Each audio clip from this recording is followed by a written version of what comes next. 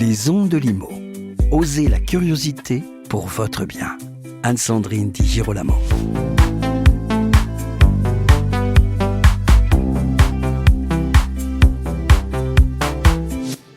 Le logement est un frein majeur au recrutement en France. Un recrutement sur 5 ne se fait pas à cause des difficultés de logement.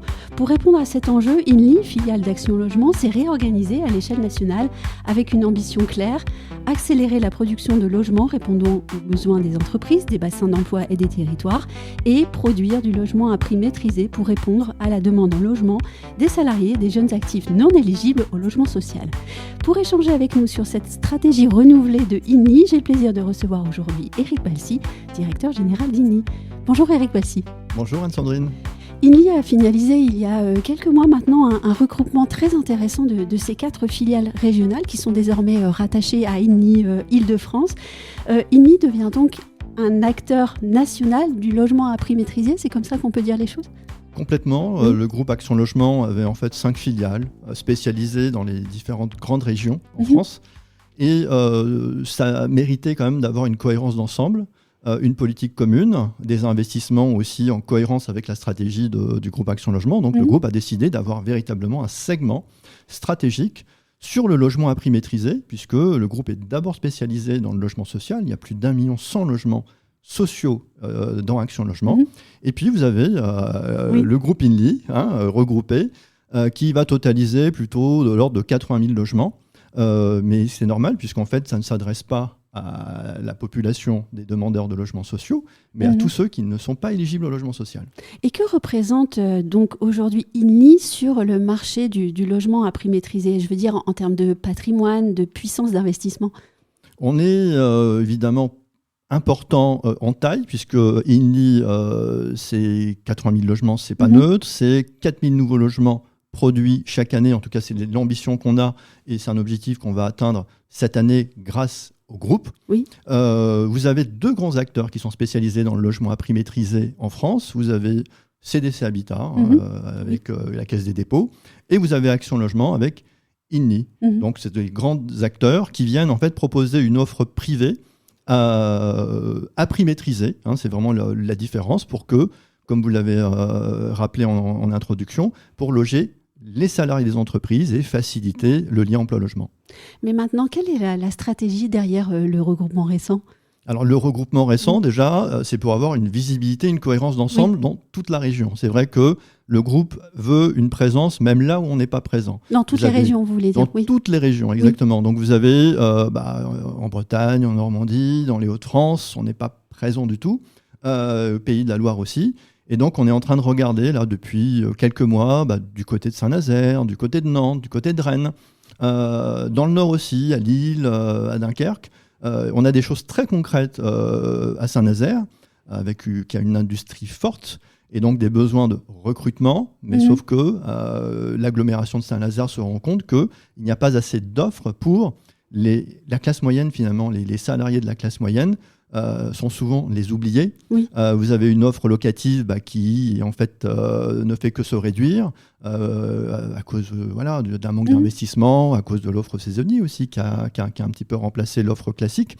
Et donc on est là pour apporter cette offre privée à prix maîtrisé pour les salariés de la classe moyenne, pour les jeunes actifs qui ne sont pas éligibles au logement social et qui aujourd'hui ont beaucoup de mal à se loger, à trouver un logement, soit parce que c'est très cher, soit parce qu'il n'y a absolument plus d'offres. Donc cette nouvelle réorganisation va vous permettre de produire de nouveaux logements et donc de faire la preuve qu'on peut avoir une action concrète sur la production de logements en France et notamment pour et au service des salariés. Complètement. En fait, le nouveau groupe a pour ambition de créer ou produire 4000 nouveaux logements. À l'heure actuelle, on est très loin de ce chiffre. Donc, on espère que la création du groupe, en tout cas, on va s'y employer, crée véritablement une dynamique, une mutualisation des moyens pour pouvoir réellement être plus performant et plus efficace. Et avec des fonds qui aujourd'hui sont quand même difficiles à obtenir en matière d'investisseurs qui sont moins là. Le groupe aussi a des moyens, mais pas illimités. Par contre, en face, vous avez une tension locative tellement forte et des besoins des entreprises qui ont besoin de recruter, qui ont des difficultés. Il faut qu'on fasse beaucoup plus que ce qu'on fait aujourd'hui. Donc, il ne faut pas additionner les 5 INLI. Il faut que les 5 INLI puissent créer des synergies pour pouvoir produire mieux et plus. Mais 4000 logements, ça représente quoi? Ça fait beaucoup ou pas? Honnêtement, ça dépend. Pour nous, c'est beaucoup parce que pour une structure qui est une ETI, qui a 80 000 logements, c'est un effort de production qui est quand même conséquent. Oui. Après, si on rapproche ça du besoin en logement intermédiaire qui avait été chiffré par le gouvernement à peu près 75 000 sur 3 ans, c'est en dessous de l'objectif, mais c'est un objectif national qui est donné à INLI, qui est donné à tous les acteurs, aux investisseurs institutionnels aussi. Donc nous, on prend notre part, et voire même un peu plus que notre part, mais ça ne suffira pas à couvrir l'ensemble du besoin, parce que la tension sur ces logements à prix maîtrisé, il est vraiment très important. Oui. D'ailleurs, j'aimerais qu'on revienne sur le maillage territorial. Est-ce que vous pourriez nous dire sur quels critères vous fondez vos décisions d'implantation ? Alors, c'est vraiment par rapport à la tension locative. Oui. Aujourd'hui, le logement à prix maîtrisé, qu'on peut appeler de manière un peu technique, logement intermédiaire, souvent certaines personnes le connaissent plutôt sous ce terme-là, c'est valable dans les zones tendues. Vous avez par exemple des zones où il n'y a pas de tension locative. Vous avez des zones où vous avez une tension locative mais plutôt sociale, où en fait les gens sont plutôt modestes et ont besoin de logements sociaux. Donc nous, on est véritablement sur les grandes métropoles, là où il y a une tension locative très forte et où l'écart entre le loyer du social et le loyer privé est important. Il faut que cet écart, on l'estime nous, il faut un rapport à peu près de 1,5 pour qu'il y ait une utilité pour nous. Parce que si l'offre privée est là, on n'a pas de rôle à jouer. Et puis s'il y a un besoin de logements sociaux, les bailleurs sociaux font le boulot ou doivent faire le boulot. Nous, notre mission, c'est véritablement de venir soutenir dans les zones très tendues. En région parisienne, par exemple, c'est très tendu. À Nice, c'est très tendu. Bordeaux, Lyon, dans toutes ces grandes métropoles où vous avez une classe moyenne qui est souvent un petit peu mise de côté, puisque il doit se débrouiller. On priorise le logement social, et là, il y a une vraie tension, et il faut produire du logement social, mais sauf qu'à côté, en fait, depuis plusieurs années maintenant, vous avez une classe moyenne, surtout les jeunes actifs, qui représentent, nous on l'estime, entre 2 et 3 millions de personnes qui n'arrivent plus à se loger. Ils vont voir les agences immobilières, ils ne vont même pas passer la porte puisqu'il n'y a plus d'offres locatives. Il y a encore quelques offres à l'accession, même s'il y a un blocage de ce point de vue-là, mais il n'y a quasiment plus d'offres locatives. Et on a en plus un autre phénomène qui complique les choses, c'est que vous avez la rotation du parc qui est beaucoup plus faible depuis 2-3 ans qu'avant. INLI, c'est très simple, je peux vous donner un chiffre. On était entre 13 et 14% de rotation, donc les gens partaient, donc ça, c'est une offre nouvelle aussi pour les autres. Là, aujourd'hui, on est plutôt autour de 8%. Donc les gens partent pas beaucoup. La construction neuve a ralenti de manière drastique. Le Pinel a disparu. Et donc, vous avez une tension locative qui est très, très, très, très forte. Et donc, la pression sur nous de dire, mais vous n'avez pas assez de logements. Et donc, il faut produire. Donc, il faut vraiment qu'on aille là où les zones sont très tendues et là où la classe moyenne n'arrive pas à se loger. Donc, c'est pour ça qu'on regarde du côté de Saint-Nazaire, de Nantes, de Rennes, de Lille aussi, où là, effectivement, la tension est forte et le prix du marché privé est très, très, très élevé, voire quasiment plus offre dans certains cas. Mais oui, et vous parlez de la difficulté des classes moyennes à pouvoir se loger. On peut peut-être le redire aussi ici, il y a la difficulté des entreprises à recruter. Complètement. Quand un actif sur 5 refuse un logement, un emploi faute de logement, c'est soit qu'il n'y a pas de logement, soit que le logement n'est pas adapté. Il y a ça aussi. Donc, il faut aussi proposer une offre de qualité. Et quand vous êtes dans la classe moyenne et que vous avez des revenus, on va dire, relativement importants par rapport à la moyenne et que vous n'êtes qu'à 10 à 15% de décote, il y a une certaine exigence sur la qualité du logement dans tous ces paramètres, emplacement, confort, proximité des transports, etc., etc. Donc effectivement, il y a une exigence forte puisque, contrairement au logement social où vous avez une population qui peut attendre jusqu'à 10 ans pour décrocher un logement social, chez nous, c'est une plateforme et puis vous l'avez en quelques jours. Donc il y a une exigence supplémentaire et donc la qualité du logement pour les salariés est importante. Donc les salariés doivent se loger à proximité de leur entreprise, mais pas dans n'importe quel logement. Il faut aussi des logements qualitatifs. Est-ce qu'on peut dire que, au vu de ce que vous venez de dire, vous venez au soutien du développement économique de certains territoires ? Complètement. Alors c'est parce qu'on est filiale d'Action Logement, donc Action Logement qui perçoit l'ancien 1% patronal aujourd'hui à 0,45. Donc les entreprises ont besoin qu'on loge et qu'on les aide à loger leurs salariés parce que problème d'attractivité, de recrutement. Vous avez des territoires industriels qui ont des besoins forts. Vous avez des territoires de réindustrialisation aussi. Et là, il faut anticiper des besoins. Mais la population, donc souvent qui est connue par Action Logement et par les DRH, c'est souvent du logement social. Oui. On a tendance un petit peu, on a eu tendance depuis plusieurs décennies à mettre un peu de côté le reste. Et le reste, en fait, on le sait, parce qu'on le voit dans les enquêtes, n'ont pas spécialement envie d'aller voir leurs ressources humaines pour avoir, on va dire, des logements aidés ou sociaux. Donc, ils vont se débrouiller par eux-mêmes. Et donc, l'entreprise, souvent, ne les voit pas. Et s'ils n'ont pas trouvé de logement, ils partent, ils refusent l'emploi. Donc, ces catégories qui souvent se débrouillent par eux-mêmes, ne vont pas passer par leur DRH. C'est nous qui les captons avec justement notre plateforme en disant on fait partie de la famille Action Logement, on n'a pas de logements sociaux, mais des logements à prix maîtrisés, de qualité, avec, s'ils le souhaitent, dans le cadre d'un parcours résidentiel, même ils pourront l'acheter. Mais en tout cas, cette population-là, aujourd'hui, il faut qu'on puisse l'aider et à prix abordable. Pour vous donner un exemple concret, en région parisienne, c'est à peu près un peu plus de 350 € d'économie par mois. C'est conséquent sur le pouvoir d'achat. C'est conséquent, c'est vraiment pas neutre. Et ça, c'est un plus pour pouvoir avoir des loisirs, partir en vacances et autres. Donc la mission d'intérêt général, c'est ça chez nous, c'est vraiment ces logements à prix maîtrisé, ces loyers qui sont beaucoup plus abordables que le privé. Mais attention, toute la population qu'on loge et tous les salariés qui sont chez nous, eux ne sont pas éligibles au logement social. Donc la solution, c'est nous. Et effectivement, si on pouvait produire beaucoup plus que 4000 logements, et le besoin est tel, mais voilà, on a des moyens limités aussi, on aimerait bien faire plus. C'est pas une critique de ma part d'ailleurs, cette question. Mais justement, qui sont vos clients en termes de statut professionnel, d'âge, de revenus ? Alors, ce sont déjà des salariés des entreprises, mais on accepte aussi, on est à plus de 94-95% des salariés. On a également du personnel hospitalier, des indépendants, donc là c'est la part la plus faible. Donc, surtout des salariés, des jeunes actifs, donc des jeunes cadres, des jeunes ménages, des jeunes ingénieurs qui démarrent, on va dire, à des postes importants, mais qui ont encore des revenus un petit peu limite pour aller véritablement dans le privé parce que c'est très cher ou alors parce qu'il n'y a pas d'offre.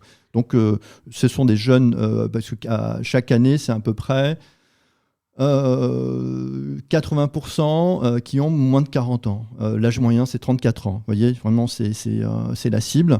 En région parisienne, le revenu moyen c'est 50 000 € à l'année. Voilà, donc on est très au-dessus des plafonds du logement social. Et en même temps, quand on voit certains loyers à Paris ou ailleurs, ça peut rester un peu compliqué. Donc les 10, 15%, voire parfois dans certaines zones, les moins 20%, on est en moyenne à 15%. Honnêtement, c'est ce qui fait qu'ils vont pouvoir accéder au logement et en plus de manière relativement simple puisqu'il n'y a pas de liste d'attente, il ne faut pas aller s'inscrire en mairie, c'est sur notre plateforme inni.fr. Et ce qui vous caractérise, en tout cas ce qui caractérise ces clients-là, c'est la stabilité. Le taux de rotation est assez faible. Il est très faible et c'est vrai que c'est quand même un vrai problème aujourd'hui. Depuis 2 ans, les équipes ont du mal à proposer des offres sur la plateforme. Vous avez des salariés ou des entreprises qui nous disent vous n'avez plus grand-chose sur la plateforme. Donc on s'inscrit, ok, inni.fr, c'est très bien, mais il n'y a plus grand-chose. Et dès qu'on a, on va dire, une offre qui est publiée dans un secteur qui va être très demandé, selon la commune, vous avez entre 50 et 100 dossiers de déposés.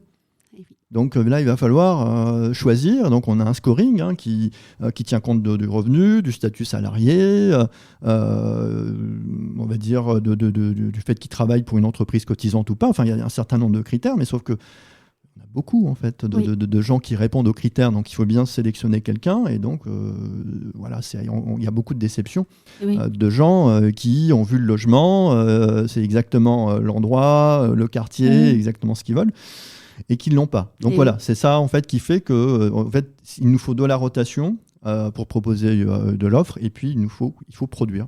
Donc voilà, c'est pour ça que c'est vraiment ces deux éléments qui vont nous permettre au moins de satisfaire une partie des demandeurs de logement, puisque très honnêtement, enfin, pour l'avoir constaté, et puis même des amis et des collègues à moi qui vont en agence immobilière et qui n'ont plus rien, et des gens qui ont les moyens. C'est ça qui est terrible, c'est qu'ils ont les moyens, mais ils n'ont pas du tout l'offre qu'il faut en face. Voilà, donc c'est vrai que c'est quelque chose qui est très, très, très compliqué en ce moment. Et c'est l'attrition dramatique du parc de logements en France, oui. Exactement. Oui. Toujours pour ces clients INLI, ils ont désormais la possibilité de pouvoir acquérir leur logement, c'est bien ça. Comment est-ce que vous avez travaillé cette offre ? Alors, c'est quelque chose qu'INLI ne pratiquait pas, que j'ai mis en place à mon arrivée, puisqu'on a fait évoluer le modèle économique d'INLI.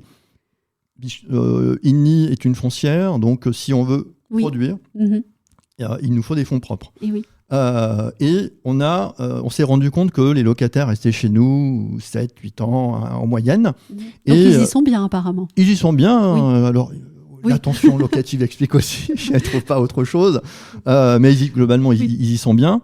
Et puis surtout, ils sont à un âge où, après 7-8 ans, la plupart veulent devenir propriétaires. Il faut savoir qu'en France, quand on regarde les statistiques et qu'on interroge les Français sur leur envie de devenir propriétaires, à 70% aujourd'hui, enfin depuis plusieurs années, le chiffre ne change pas, même les jeunes veulent devenir propriétaires. Donc on a cette envie en France de devenir propriétaire, préparer sa retraite, voilà, il y a une volonté aussi d'évoluer dans son parcours résidentiel. Et donc à ces populations-là, en fait, on a une partie des logements là, qu'on est en train de valider en termes de programmes, de tarifs, etc., pour qu'on puisse les mettre en vente. Et donc, on nous donnera la possibilité très rapidement à nos locataires, pour ceux qui veulent quitter mais devenir propriétaires, soit d'acheter leur logement, soit d'acheter un logement dans le parc du groupe INLI. Donc là, c'est véritablement un modèle. En fait, c'est très vertueux parce que vous avez une forte envie de certaines populations de devenir propriétaires. Donc, c'est le parcours résidentiel et on les garde dans le parc. Et puis, de l'autre, pour nous, c'est vertueux parce que voilà, on reconstitue des fonds propres pour pouvoir continuer à produire de l'offre locative.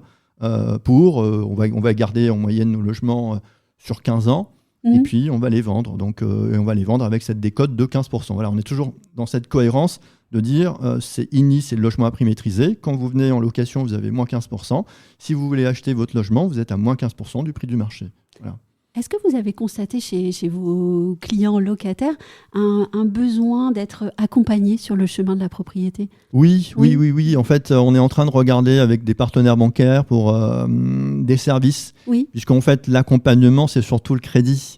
Et avec l'augmentation des taux, on voit bien que c'est un peu plus compliqué. Un bon dossier, ça ne s'invente pas. En fait. Exactement. Et donc là, il faut travailler avec des partenaires. On a Action Logement Service qui a un département qui conseille justement sur le montage des dossiers. On est en train de regarder avec certains partenaires bancaires de mettre en place un partenariat pour qu'on puisse, dès qu'on a des candidats à l'accession, les envoyer pour qu'ils puissent au moins les aider, faire une simulation et proposer, on va dire, un tarif plus intéressant dans le cadre de notre partenariat. Ce qu'on va leur apporter, nous, c'est le volume. Et puis, ce qu'on leur apporte aussi, c'est que ces banques, on travaille avec eux pour financer les logements. Donc, le partenariat global, il va se faire dans ce cadre-là. Donc, c'est important aussi de les accompagner, puisqu'aujourd'hui, acheter, moins 15%, c'est très bien. Par contre, vous avez parfois un bon dossier, mais si vous ne valorisez pas suffisamment auprès des banques, ça devient un petit peu compliqué. Donc, si on peut aussi faciliter, effectivement, sur cette partie-là, on va déclencher, faciliter l'acquisition. Ce qui vous permettra au final de pouvoir investir. Si vous vendez, vous pourrez Complètement. réinvestir et reproduire du logement. Et reproduire du logement, c'est vraiment un cercle vertueux. L'objectif, c'est ça. Hein, il y a un moment donné, quand on n'a pas des gens qui sont intéressés par l'accession à la propriété, ok, mais aujourd'hui, pour loger des salariés, il y a la location et l'accession. Et on a beaucoup de collectifs. Donc les gens, même dans l'accession, en moyenne, je ne sais pas si vous le savez, mais entre 7, 8 ans, 9 ans après, les gens vendent. Hein, c'est pas pour rester 30 ans, 50 ans dans le même logement. Donc le logement, c'est pas on ne reste d'ailleurs plus 30 ans dans le même emploi non plus. Exactement. Oui. Exactement. On reste un peu plus dans les maisons. Quand on a une grande maison, les gens restent quand même beaucoup plus longtemps. Mais en appartement, on est véritablement sur 7, 8 ans. Enfin, c'est les moyennes que les banques nous donnent aussi dans le cadre des remboursements anticipés de prêts. Donc, on voit bien que le logement, s'ils achètent, s'il n'y a pas d'immobilisme, ils peuvent très bien vendre s'ils changent d'emploi et aller trouver un logement ailleurs. Donc, ce sont les deux outils, location et accession, pour justement faciliter le lien emploi-logement, et faciliter le logement des salariés. Est-ce qu'on peut parler de ce grand chantier national qui est celui de la rénovation énergétique ? Où est-ce que vous en êtes chez INLI ? On est vraiment en plein dedans, puisque déjà par rapport à l'urgence climatique, évidemment, mais aussi par rapport au plan de décarbonation qu'a mis en place le groupe. C'est très vertueux pour nous, ça nous coûte plus cher, mais vous avez aujourd'hui, ça fait partie de la qualité qui est attendue par les investisseurs, par les banques, mais également par les clients. Oui. Donc le fait d'être vertueux au niveau environnemental, énergétique aussi, avoir des bâtiments qui sont mieux isolés, à tout point de vue, par rapport au chauffage, mais également par rapport au confort d'été. Donc ça, c'est important. Et le surcoût est souvent neutralisé par des financements qui sont à taux bonifié, parce que vous avez beaucoup d'investisseurs. Vous avez par exemple la Banque européenne d'investissement, qui est notre premier banquier, et qui nous prête à des taux bonifiés parce qu'on va avoir des programmes très écologiques, et souvent ce qu'on appelle en avance de phase. Donc on va faire plus, et on va aller au-delà de la réglementation. Donc on est vraiment dans ce plan de décarbonation. Et puis une foncière, si vous voulez vendre vos logements, vous voyez bien, beaucoup ont été bloqués avec des étiquettes G, F, donc des passoires thermiques. Donc moins vous avez des logements qui sont de qualité au niveau DPE, au niveau performance énergétique et environnementale, et moins, moins la valeur d'actif sera importante. Donc si on veut vendre, il faut aussi avoir quelque chose qui soit, on va dire, au prix du marché. Sinon, vous avez des décotes. Quand à Paris, on voit certains biens qui sont un tout petit peu en dessous du marché, on se dit, c'est pourquoi ? Quand on voit l'étiquette G ou F, ça vous fait fuir, parce que vous savez très bien que, surtout en copropriété, faire voter les travaux, vous n'allez pas réussir du jour au lendemain. Et pardonnez-moi de le dire comme ça, mais il n'est plus de bon ton ni de bonne gestion d'avoir des vieux nanars dans son patrimoine, en fait. Complètement. Oui, complètement. C'est mal dit, mais bon, voilà. Ah oui. Non, mais de toute façon, il faut rentrer dans cette dynamique. Et en plus, on a quand même la chance aujourd'hui d'avoir des investisseurs qui donnent de l'importance à ces grandes rénovations. Qui donnent un avantage. Et qui donnent en plus un avantage. Donc, il y a vraiment... Alors, il y a on va dire, des avantages pour eux aussi en termes de performance, de fiscalité et autres, mais en tout cas, il y a des investisseurs, il y a des fonds qui sont dédiés à la décarbonation, donc il faut véritablement en profiter. Oui, parce qu'eux aussi sont soumis à des obligations, et ça, on ne le dit pas assez souvent. Exactement, ils font pas ça parce que ils sont conscients de l'urgence climatique. C'est vrai qu'au niveau de la taxonomie européenne, il y a des fonds et des obligations, et eux, s'ils veulent remplir aussi leurs obligations, doivent aussi investir dans ces fonds. Et ces fonds, c'est pour pouvoir prêter, on va dire, à des taux plus avantageux. Et une toute dernière question rapidement, celle de la transformation de l'immobilier tertiaire en logement. Ça, c'était un sujet d'actualité. Vous vous êtes emparé du sujet, vous ? Alors, on s'est emparé, puisqu'en fait, on n'a pas trop le choix. Dans les zones très, très, très tendues, il n'y a plus de foncier. C'est une opportunité, même. C'est une opportunité. Alors, ça coûte beaucoup plus cher. Oui. Ce que tout le monde dit. Oui. Exactement, honnêtement, c'est beaucoup plus cher. Par contre, on l'a fait avec une filiale du groupe Action Logement qui fait le portage du terrain, et ce qui fait qu'on n'a que les coûts. Et donc, grâce à cette dissociation entre le foncier et le bâti et la transformation, vous avez des coûts acceptables. Tous les bâtiments ne sont pas transformables en logement. ça c'est clair. Mais on a fait de belles réalisations, là dernièrement à Suresnes, où on a fait une visite, une inauguration même avec les élus. Et ils ont été ravis. Enfin, on n'a même pas l'impression que c'était des bureaux avant. Donc il y a des choses où on peut. Il y a des bureaux comme ceux à la Défense où c'est pas possible. Mais en tout cas, on l'étudie et on en a fait une de nos spécialités. Ah, une de vos spécialités. Complètement. Ma question un peu drôle de la fin, ça aurait été de dire, est-ce que ça, c'est juste un petit coup de marketing au milieu ou bien véritablement une vraie ambition ? Non, c'est une vraie ambition. On en a beaucoup. On en a encore 3-4 dans les tuyaux et on les regarde. Et dans les comités d'engagement, je vous parlais d'un appel à projet à Nantes où en fait, c'est de l'ancienne cité administrative que l'État vend. Et donc, c'est des bâtiments, des bureaux très anciens. Des années 70. Oui, exactement. Et donc ça, en fait, on arrive à transformer ça et à construire autour. Et on est capable, en tout cas, on est candidat et on sera capable, si on l'emporte, de faire quelque chose vraiment de de grande qualité. Oui. Donc oui, mais par contre, il faut avoir l'expérience, il faut avoir les bonnes entreprises et les bons partenaires. Oui, et les bons architectes. Et les bons architectes, parce qu'effectivement, ce n'est pas les mêmes architectes.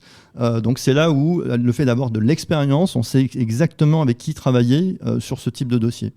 C'est intéressant de voir à quel point l'immobilier se transforme et les métiers se transforment aussi. Ah, complètement. Vous avez aujourd'hui beaucoup plus l'accent sur l'existant, les bureaux, oui, mais aussi vous avez des bâtiments même... dans les grandes villes qui sont énergivores, qui sont abandonnés, dont les propriétaires ne savent plus quoi faire et il faut acheter pour rénover. C'est souvent très compliqué, c'est de la dentelle, c'est des dents creuses, il y a un peu de tout. Et c'est vrai qu'on n'avait pas l'habitude il y a encore quelques années de faire ce type de programme. On achetait le foncier, puis on construisait, c'était on va dire un peu plus simple. Là, on est sur des opérations beaucoup plus complexes, donc les entreprises, les architectes, tout le monde, les notaires, toute la profession est en train de s'adapter. Merci beaucoup Éric Balsi de cet échange, c'était vraiment intéressant. Et merci à tous les abonnés des Hommes de l'Immo. Si cet épisode vous a plu, partagez-le et commentez-le sur les réseaux sociaux. Je vous en remercie et je vous dis à très vite pour un nouvel épisode.